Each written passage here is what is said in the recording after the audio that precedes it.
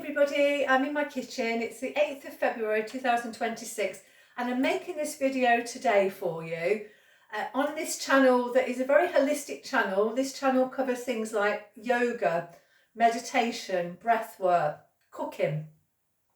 I've done videos of going out trying to find products without any plastic on them, which I did for like I think 30 days, and it was really hard. But this channel is kind of like a multi-functioning channel. Although it's a yoga, it was mainly brought as a yoga channel many years ago. I think I've been on YouTube since about 2016, 17, on and off. It's not a huge channel, this isn't. I have very little subscribers, and that's fine. I just do it as an interest. I just like to share my work with you. Whether it grows and progresses is entirely up to the people that watch the video. So everything I do, it's called Naturally Libby 1111. It's a channel that is a lifestyle channel basically, and trying to do things in a natural way. Things that help to improve your health and well-being is my motto really. So I'm making this video. I tried to make it this morning and something went wrong with my camera, so I lost the footage, so I'm having to redo it. So some of the things I've actually in that video I've done already, which you'll see the result of, but I'll explain. So back in 2021 I got my first allotment. Previous to that I was growing in I was looking out there, is my garden, my home garden, which I call it. And I grew quite a lot of veg and things at that time, before COVID, before lockdown and all of that. Quite successfully. I would grow things like courgettes, tomatoes, herbs, lettuces, salad, cucumbers, that kind of thing. Things that will grow outside easily. So I started off with the bare roots. I did come from a family that had their own allotment many years ago. My parents had an allotment in our local village, and they were there till in their late 70s, and then I think it got a bit too much for my dad, and eventually decided that he would sell the land, and something was built on it. Was one of the surgeries in our village. So that's another story. It was a shame that they let it go, because at the time I was still quite young. I didn't have any money to buy it really myself. But in hindsight, I really wish I'd have said, I'll buy it, Dad, probably buy the rest of the land, because that would have been a huge amount of land to grow things on, but also it's an investment. But you never know, do you, down the line? You never know what goes on. But what I'm saying is I was brought up with a family that grew their own food. We never went to a supermarket and bought vegetables. My mum would go to the farm maybe and get a sack of spuds, maybe a sack of onions, but that would be it. Everything else we grew on the allotment, and if we didn't have it, we probably would supplement it with things like frozen peas, because there wasn't a great deal of things like that. I'm talking back in the early 60s. Okay, so I was brought up on the land from a little girl of maybe 3. I would be up with the allotment with my dad and my mum, growing veg, well, eating it more than anything. I loved sitting on the end of the row eating peas, and I remember those days. It seems 5 minutes ago. So I lost my parents, so I now like to grow my own veg. So I'm trying to keep up the tradition that they set in Sandon. They had a good life. They ate very healthily, and I think I kind of got all of that energy from them, the way they lived. Very simple. Anyway, so the reason I put this video together is I thought it's just a start of the year, and people are itching to grow seeds right now at this time. There isn't an awful lot to grow unless you have, like, I'm very blessed. I've got a heat pad, which I bought a couple of years ago. It was quite an investment, and a group bought some grow lights. So I spent something like £120 on 2 sets of grow lights and a heat pad. You can get smaller heat pads for 40, 50 quid. They're only small, and for me, I thought I'll go bigger, because why not? Anyway, so I set myself up with the stuff I needed. Bearing in mind, I didn't need a heat pad, and I went quite happily through my growing seasons from having the allotment in 2021 to now without a heat pad, without lights. I grew a lot of it on windowsills. I've got quite a lot of light here. I've got quite big windows in my kitchen, so I can put things on my, on the windowsills, which is where you start. You start with what you've got. Okay, so as I say, the main reason I'm putting this together is I want to go back to the time when I started to grow my own veg and didn't know an awful lot, and I started with the very basics. So we're going to start with the very basics today. So before we start, we need to consider what we need, how we're going to sow and germinate these seeds that we've bought. Yeah. So I put some seeds in January, and I'm growing some sweet peas. Now, unfortunately, I had some compost in my garden, which had been opened, it'd been wrapped up, and it had been in the garden quite a long time. And I thought, oh, rather than throw it away, I'll use it. Because you want compost that's not really high in nutrition for growing seeds. I know that sounds crazy, but when they grow on, that's when they need the nutrition, okay? So you've got this seed, and the seed will germinate in basically anything really. It would probably germinate in a piece of cotton wool or a towel, paper towel. We grow things on paper towels, like things like this, which is like microgreens, which I grew the other day. So you can see them. I think these are mustard. They're in a little pot that I actually made at pottery a couple of years ago. So things like that, they will grow. We put the seed in and they will grow. They don't need any soil, they will just grow. When you're growing things like broad beans or leeks, things like that, they need a good growing surface, a good medium to plant in. Anyway, going back to this bag of compost, I used it, and I planted some onions, I planted some aubergines and some chilies and some peppers. Okay, these are all the things that really need to be grown quite early in January. Okay, so you don't need to grow any of those things if you don't eat them, and if you haven't got the space, then just cut down. Anyway, so my story is I grew them in this compost, and I put them on the heat pad, and after a week I thought, oh crikey, they're coming up really quickly. And I'd never grown aubergines before, so I didn't know what they looked like, what colour they were. And they were coming up, and I looked, if I didn't know any better, they looked like toadstools or mushrooms or fungus, basically. And so I was growing fungus. So I had to make a decision. I can't grow into this, even if the leeks come up or the aubergines come up. They're going to in between this fungus. I don't really want to be growing vegetables that are growing in all of this.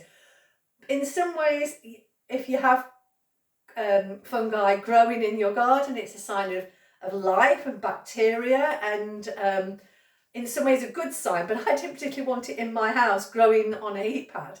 Anyway, so I had to remove all of that. The only ones I salvaged were the sweet peas, because I thought, well, I'm not going to be eating those. They're in the garden, they'll be fine. So I'm allowing them to grow quite big. They're about like this at the moment. I'm not going to take them off the heat pad because I don't want to disturb them, but they're quite big, they're quite long seedlings. So what I'm going to do is leave them in there. When they start to get some leaves on them, I will transplant them into some fresh compost, so they'll be happier. Anyway, so what do we grow in? I can't use that, so I've had to decide. Now, normally I will go and buy seed, actual compost for particular seeds, if you can find it. We used to have a shop called Wilko's here in the UK. You probably heard of it, Wilkinson's. It was going many, many years. As a small child, I remember going to Wilko's with my mum, and it was a place where you could get everything, okay? Especially garden stuff. Gardeners loved Wilko's, and I would go in there once a week and probably spend an absolute fortune on seeds and stuff, but they were reasonably priced, they were accessible to everybody, nothing fancy, so you could just get your basic seeds. And I used to get my seed compost from there, small little bags, and they would be perfect. They're quite fine soil, so your seedlings were happy. And now we've got this peat-free compost that we buy from the garden centre. It's not particularly cheap, but I find the seeds don't germinate very well. So I thought that this year I would look for something different. So having that awful compost made me realise, let's look at something else. Let's try a different approach. So what I did back in September, I ordered some of these koi blocks, okay? they were being shown on TV, and they were being shown on I think a cookery program, growing these micro seeds, but they were using the soil from these compost blocks, right? So what you do with these, you stick them in a container, something like this, and you put it in there. This has got compost in. You put it in there and you add 2 litres of cold water or warm water. It doesn't really matter if it's warm or cold. If you use warm water, it's going to warm up the soil. That's the only beneficial bit. You leave it for 15 minutes and then that block becomes 10 litres of compost, which is in here, okay? This is koi, okay? This is from a coconut plant, okay? And it actually says on this koi, it actually says it's great for seed sowing and germination. So I thought, give it a try, okay? I bought it for this, by making these these micro seeds, but I thought, let's use it. I've got 3 of these, so I've activated one of them. It's in my bucket here, so I'm using that as my seed growing material.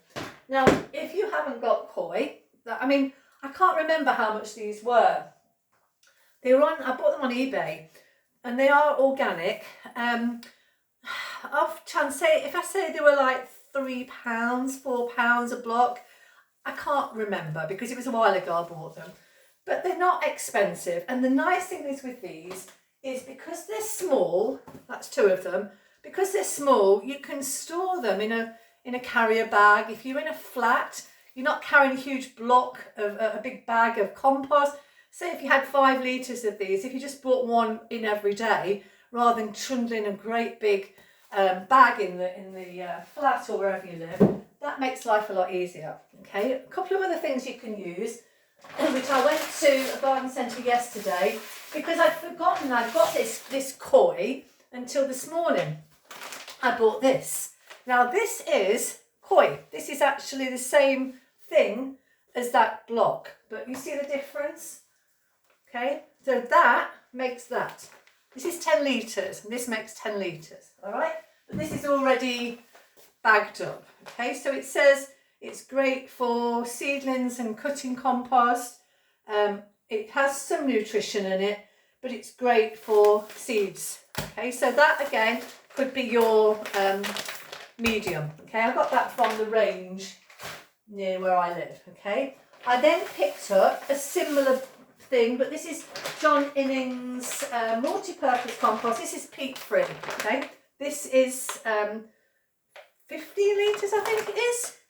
No, sorry, 25 litres. That was £6 or £5.55 or something like that. And I also bought some vermiculite, which is a medium, which has, well, you can see it there.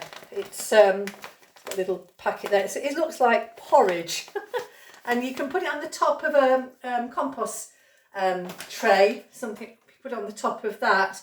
It helps to keep the moisture in and helps with germination. It just helps a little bit. Some people use this a lot. I buy it. I only use a little bit on occasional things.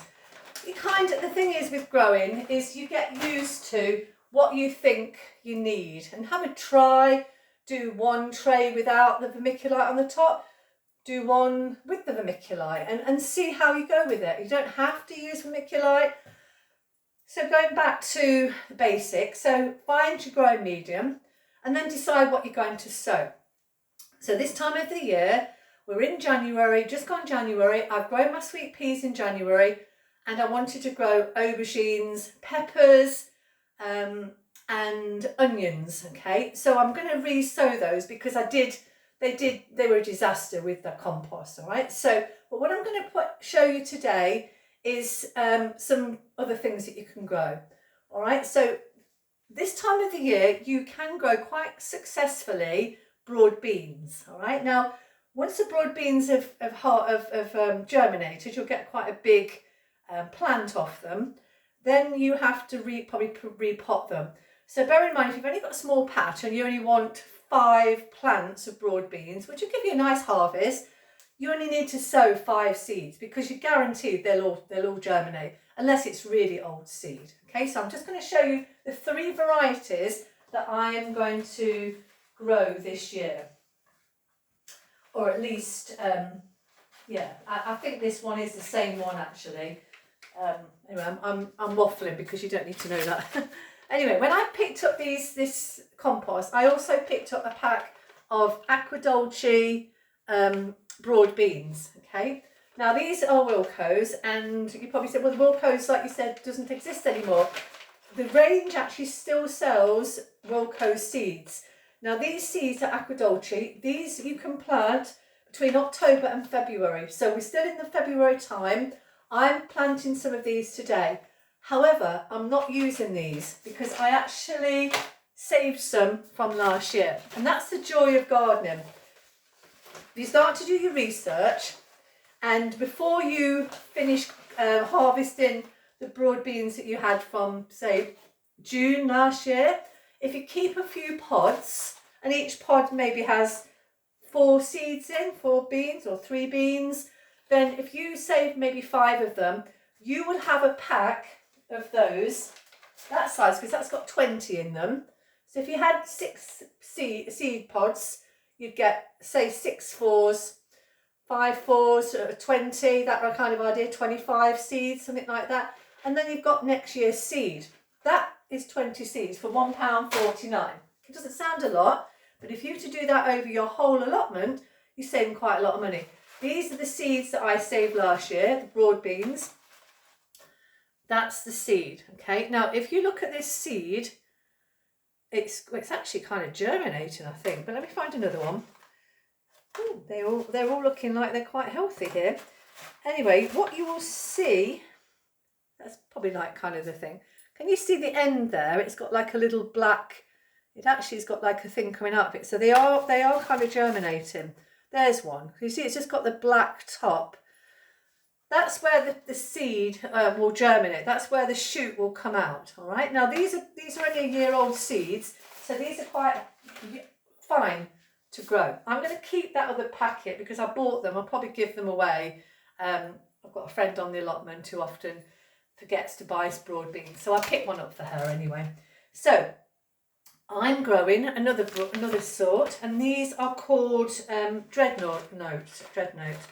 Okay, and these are from a company called She Grows Veg, and these are more white. So a broad bean is normally green. These are kind of when they're shelled, because when you get a broad bean out of its pod, the first pod is the main pod. You can't eat that. Then you take the bean out, and the bean is then covered in another little pod, and then you have to take that out, and you get the pod. It's dead easy to do. You just basically put them in hot water. They will open up, and you'll get the broad bean. And that is the broad bean that you want to make things like hummus, you know, use them in stir fries, that kind of thing.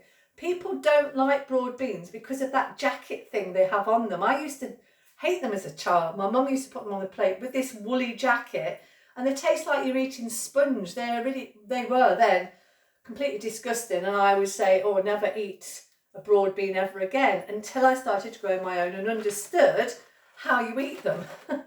So these are called Dreadnought. Yeah. So they're new ones. I haven't grown those yet before. I do have another variety. Oh, here it is. And this is a variety that I grew last year, and these are called Meteor. I bought these for my community garden that I'm part of in my village, and I grew these because I just wanted to buy a packet for them. So this is their seeds basically, but these are either spring or autumn. So again, the ones that we planted in our community garden, if they don't grow, then we can grow some more. You can direct sow them in March. You can direct sow them. They'll still come up. They're probably a little bit behind everyone else, but you will get broad beans. You will get something. Even if it's just a shoot, you'll get something. So I'm going to go to using containers and things like that. So you've got your seeds. Sorry, you've got your seeds, you've got your growing medium, and you're going to grow them in something. Now you can use, as I say, you can use things like strawberry tubs, or tubs that have had fruit in, you know, blueberries, the small little ones. And sometimes they come with like a lid on them, which is almost helps to create like a propagator. So you can put them in that, and then they will grow, and they've got that lovely warmth in the top. I do keep a few of those. I don't use them very often, but I do tend to use them if I'm going on the windowsill, if I'm not going to use the heat pad. So anyway, so what I'm growing this time, I'm going to grow some aubergines. I'm not just going to show you those on camera, but I'm going to be growing some in February. These I've called Moneymaker aubergines, and I've also got another one that I can't actually pronounce. It's called Melazana Prosperasoa. Anyway, that's the name. You'll be able to see the name. And these again are from She Grows Veg. I love these seeds because I just love the pictures on them. I don't want to throw the packet away because they're just beautiful. The photography is beautiful. And these are aubergines Moneymaker. Now, I'm not holding much hope for these because they're very old seeds. These seeds are 2012. These are 2025 going into 28, growing them by 28. I'm going to try some of those. I don't particularly like aubergines, but I'm going to try some of those ones. This one was a donation from somebody in our village. I put like a little box in our local library for people to donate seeds for the community garden, and these were donated. I don't know why anybody would donate seeds that were 2012, but hey, there's not many in there. I tried to grow them on the medium that had the fungi in, and they didn't come up, obviously. So I've got a few more seeds. I kept a few more. I'm going to put them in, and I'm going to see if they grow. And that's the joy of gardening. You know, a little bit of compost, some seeds. If they grow, if not lost anything. They were a donation anyway, and they would have been thrown away. And the next thing I'm growing, or I put into, it's on my heat mat, is some leeks. Okay. So these are again Wilco seeds. These are Musselburgh, and we can plant these January or February in a little seed tray like this. And I've put some of this koi, and then put the seeds on the top, and then put a little bit, not a lot of compost, just enough, and then pattern it down. Give it a good water before you put the seeds on, otherwise they float around. Pack it down, and then put it on. I'm going to put it on the heat mat. If you haven't got a heat mat, this can go quite nicely. It's quite small onto this windowsill. That's why I like these little seed trays. You can get smaller ones, you can get longer ones. They're really, really useful for put things on this heat mat. What I'm going to do, I'm just going to quickly show you another of the seed trays that I use, which has got the sweet peas in. And these are perfect for the windowsill. I really like these. I invested in some of these last year, and they're quite small, but they're quite long and thin, so they sit nicely even on a very, very small window or a shelf. And these are my sweet peas. I put them in, I covered them up with plastic, put them on the heat mat, you can actually feel them still warm, and then growing nicely, okay? So they can be potted on quite soon. So that will go on my heat mat, I'll put those back in a moment. And then what I did, I talked about pots on the last video that, as I say, didn't work. And these are these little, small little pots.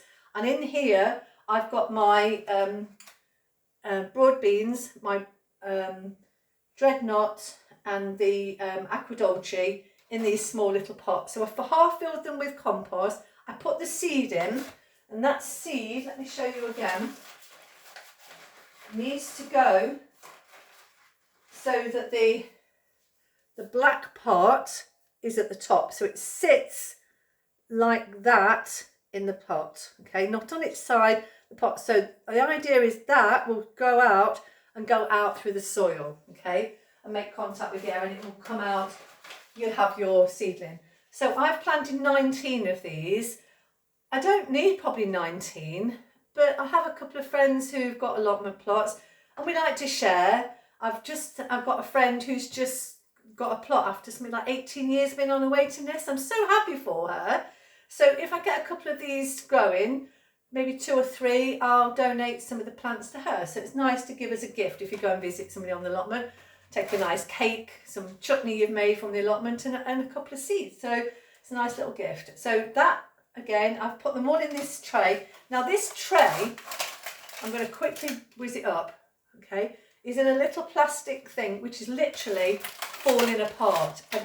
I'm trying to salvage it. It was a couple of quid from the supermarket. I think it was £1.99 on offer or something. It was half price. They were getting rid of them. They've been absolutely ideal. I've lost one of the little pots. Okay, it's fair enough. But they're great. Every year I grow my broad beans in there. And I know some people say, oh, they need root trainers, which are like twice as long as that. Some people grow them in toilet rolls. That's also fine. If you want to use that, that's fine. But I've got these little pots. They work every year. And then what I'll do is when they get a bit bigger, by that point, which will be about end of March, they'll be probably ideal to put outside. Maybe cover them over, but they'll be fine. So they're the broad beans sown. I've sown my leeks. The next thing I'm going to show you is just to do a bit of investment. When I got my plot, I didn't have a lot of money, and I bought some raised beds, and I made some, and I bought myself a shed the second year. So invested quite a lot of money, but I saved for it. I put like £20 every month through the winter, and I got a couple of £100 when the growing season came, and that all helps. Okay, you can save money by growing your own veg. People say, oh, the veg is not expensive. Well, it's not expensive around Christmas time when they do the 10p veg or whatever it is, but the vast majority of time it's not cheap. I went to I think it was Waitrose and bought a bag of organic carrots, and it was like £1.30. I can remember when they were like 75p, and that wasn't that long ago. So to grow your own carrots, it's so easy. You can grow them in a bucket. But anyway, so what I'm saying is you need to invest because it's like money in the bank. Now, these are Container Wise. These are from Container Wise. These are brilliant. They're hard, they're strong. They come in small little modules like that. They come in the bigger ones like this. They look like egg boxes, don't they? And then they come in the bigger ones, which has got about 40 cells in there. It probably has more actually. But anyway, it's got the cells in there. 2, 4, 6, 8, 10, 10, 20, 30, 40, 50. It's got 60 cells. These are really useful because you can get a lot of little seeds in there, and you don't use a lot of compost, because that's the other thing. You don't want to be spending loads of money on, just to sow the seeds with. You want to use as little compost as possible. So that's that. Now, once you're growing things, and like, for example, the broad beans, you can save your seeds like I did from last year. You can also save seeds from supermarket brands, supermarket vegetables. And I had a organic red pepper, and I've saved the seeds for it. I don't know if you can see on the paper there. You probably can't see it, but they're just there. Yeah, you probably can't see it very well, but they're little tiny seeds. You can't see them, but anyway, they're there. And I'm going to sow those. I'm not doing those on camera, but what I'm saying is, if you just get a red pepper, especially an organic one, cut it in half, get all the seeds out, and then just leave the seeds on a piece of tissue like that on the windowsill for a week or so, and they will dry out. And then I'm going to replant them. I don't know if they're going to germinate. I don't know, but it's worth it, isn't it? You might get a few peppers from it, you might not. Anyway, peppers tend to grow in greenhouses, in hot houses, in polytunnels rather than outside.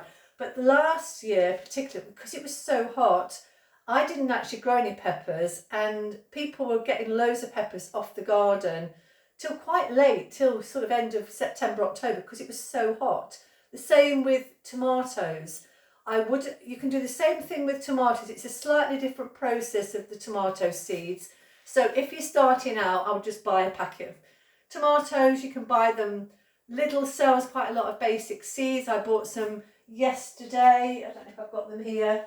I don't think I have, but I picked up some seeds from them yesterday, and they were really cheap. I haven't got them here, but there was something like a packet was something like 20-30 pence. Honestly, it's radishes I bought. So go to Lidl. They have quite a lot. Some particular supermarkets have more than others. I went there yesterday. They didn't have a massive amount of vegetables, but there was enough there for you to have a little bit of a growing time, and also they had a lot of flower seeds as well, which you need flowers, you need the pollinators. So I've talked about the seed trays, I've talked about the broad beans, I've talked about the leeks, and I've talked about the red peppers I'm going to grow. I'm going to grow some aubergines in a while, and that will be it. That will be it for this time of the year. And then it comes to the end of April, and it will be hands-on. Sorry, not the end of April, end of March, mid-March, April, crazy busy. Yeah, we're sowing seeds like every day, and getting them repotted, that kind of thing. But you don't want to get overwhelmed, so just keep it simple. Just grow a few things. If you've only got a small space, just grow a few little broad beans. If one small, half is a tray of leeks. But you know, leeks are expensive. You want to be growing things that you like as well. All right. Now the other thing, just before I end this video, I'm just going to talk about some information. All right. Now there are lots and lots of YouTube videos showing you loads of different people that grow. I follow about 2 or 3 basic ones. I followed a lady right from her beginning of her allotment journey, and I've seen her grow as in not just grow veg, grow as a person and in confidence. When she very first started, she didn't have a clue whatsoever how to do anything, and it was just trial and error, and it was hilarious because she didn't have any proper secateurs. She just had scissors, and she was trying to cut things with these scissors, and then eventually she got her lovely things. And I'll show you something that I got given for Christmas, which was very nice. And a couple of presents. I'll just show you these, just to give you an idea, just a few tools that you need. Now I do no dig. I'm a no dig gardener. So when I say don't dig, I do dig a little bit, obviously. But I don't dig over big amounts of plots. I've got small raised beds, but we're not going to talk about that right now. I'm just going to talk about a few things that might be helpful. There's a YouTube channel called No Dig Norfolk Gardener. His name's Barry. I can't remember what his wife's called. If it's got it here, but his name's Barry. He's well known on YouTube, and he put together a growing calendar, vegetable sowing calendar, which is really useful, and it gives you the sowing times to grow. Just there, it's got sowing times. He tells you what to grow, when to grow, and in red it's second sowing. And I'm going to just use this when I get into my allotment, when I go to my shed. I'm going to hang this in my shed, and I'm going to write down when I've sown things. So today I'm going to write down I've sown broad beans on the date, what variety they were, and then when I harvest them, I'm going to write again, harvested in July or whenever it was, and maybe how much I actually grew. Because that's the other thing. If you're spending, say, a couple of £100 to set up your allotment, you want to find out how much, is it worth it? Because you have to pay your ground rent, which mine is only about £30, £35, and I've got a big plot, I've got 2 plots. So, you've got to take that off straight away. So if I've got £100 in my budget, I've only got £70 left. Bearing in mind, the seeds are very cheap. Yeah, if I save my own, it costs me nothing. But how much am I going to get from this plot? Yeah, one is effort, how much you put in, how much time you put in. And I'm not trying to sugarcoat gardening, because it's hard work sometimes, and you've got to be on the case. Last year in particular, because it was so dry, we were watering like every day. It was ridiculous. And then you've got to schedule your holidays, that kind of thing. So, you work around it, and it does work. I wouldn't be still doing it if it didn't work. But I can save myself a couple of £1,000s a year on fruit and veg. So in particular, I notice like January, February, when haven't got as much veg coming off the garden, I freeze quite a bit. I'm spending probably, and I'm a single person, I'm £15 a week, say, on veg, right? That will last me maybe 10 days, right? So say if I say £30, £40, say if I say £50 a month on veg, okay? Now, I know when I bring my veg home from the allotment, one, it's healthy, it's been grown in soil, it's been looked after, It's not necessarily organic, but I don't use pesticides or fertilizers or anything like that. I use all normal, organic, natural stuff. I'm probably bringing home a month, probably £100, maybe more. So if you take that over, even if it was only 7 months, if I'm bringing home, say, £100, I'm only £800, £900 a year I'm saving on vegetables because I'm growing them on my own. How much it costs me is up to me. If I want to buy expensive seeds and I want to do expensive vegetables, different things, then things are going to be more expensive. If you buy something like these leeks, these were 75p, and there's something like 300 seeds. 300 seeds. Now, leek seeds are quite good actually, because I've grown these a few years now and they're still the packet. Hopefully they'll germinate. But even 75p and I get 50 leeks. That's a lot of money.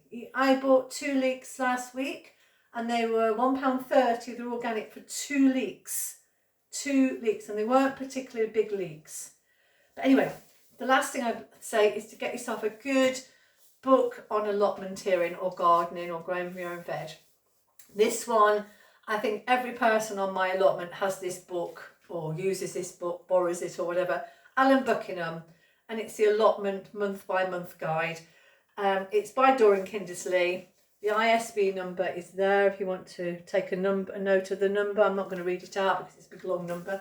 But this is a brilliant book. I must have had this 30 years, and I use it all the time. I open it up, there we are in February, it gives me all the jobs I need to do, what I need to do, and I know there's loads of stuff on YouTube, all that sort of stuff, but yeah. So they're the 2 things I would recommend. That's about it really. Happy growing this month. I'm going to upload this video, hopefully it will upload. Oh, I was going to show you what I got for Christmas, didn't I? So I'll leave things to the last. Okay, so I was gifted some flower and fruit snips. They're like little scissors.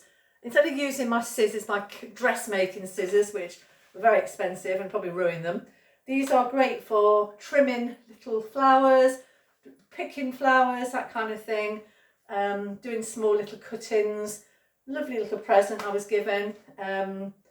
It's sponsored by the RHS and it's by Bergen and Ball.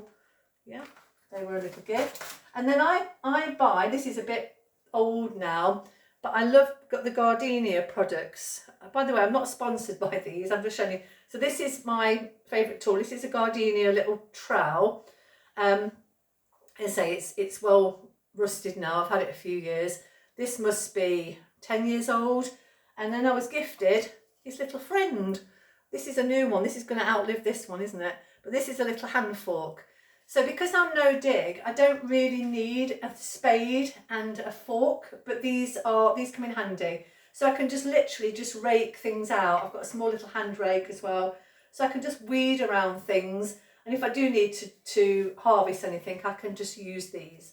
I don't use them very often, but they are. So the Gardenia ones are brilliant. This is brand new, I've not used it yet. So I'm itching to get out there and use my other one as well. But yeah, so there were two little gifts that I was given in my Secret Santa. So yeah, and I've got here in my bag here, I got the other day, some potatoes that I'm going to chip, but I'll talk about those another time. So hope you've enjoyed today. It's a bit different to what I normally do. As I say, I just wanted to get into my garden and share with you a bit of my own knowledge, and hopefully it helped. Anyway, it's not too long, it's just under 38 minutes, probably a little bit long for a video for growing, but a growing guide just as a beginner, and hopefully you'll be able to go out there, even if you only just grow some broad beans this year, and enjoy them. All right, you take care everybody, thank you so much for watching, and I'll see you soon. Happy growing, thank you.